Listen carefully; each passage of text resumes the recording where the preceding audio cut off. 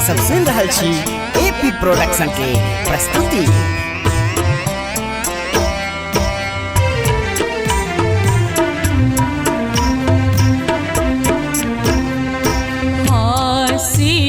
खुशी गे माँ 9 दिन बीतल, 9 दिन बीतल, आई कोना करबो विदाई, आई कोना करबो विदाई।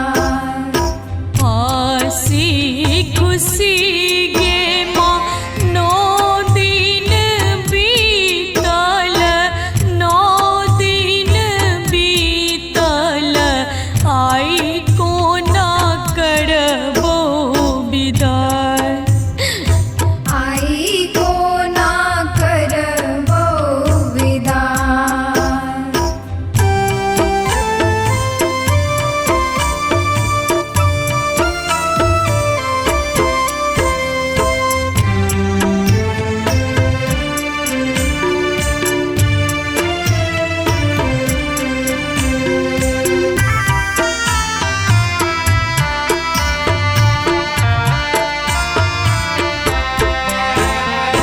कोना पाराध भेला कही माया, कही माया, बेटी दुआरी छ उठार, आई कोना करबो विदाई।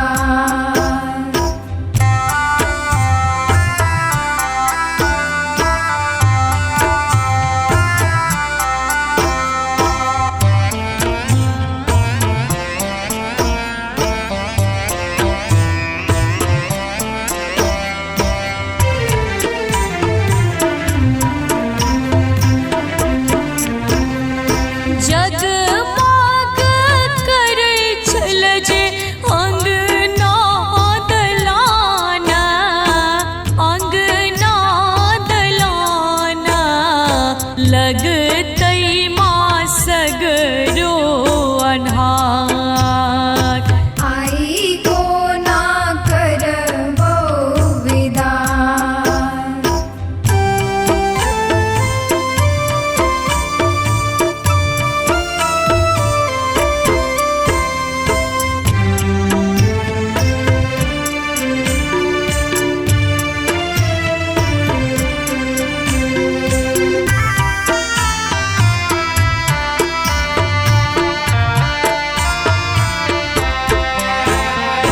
ककरा सो बेटी तोहर विपैत सुनेतौ, विपैत सुनेतौ, करतै के दुख सोबार, आई कोना करबो विदाई।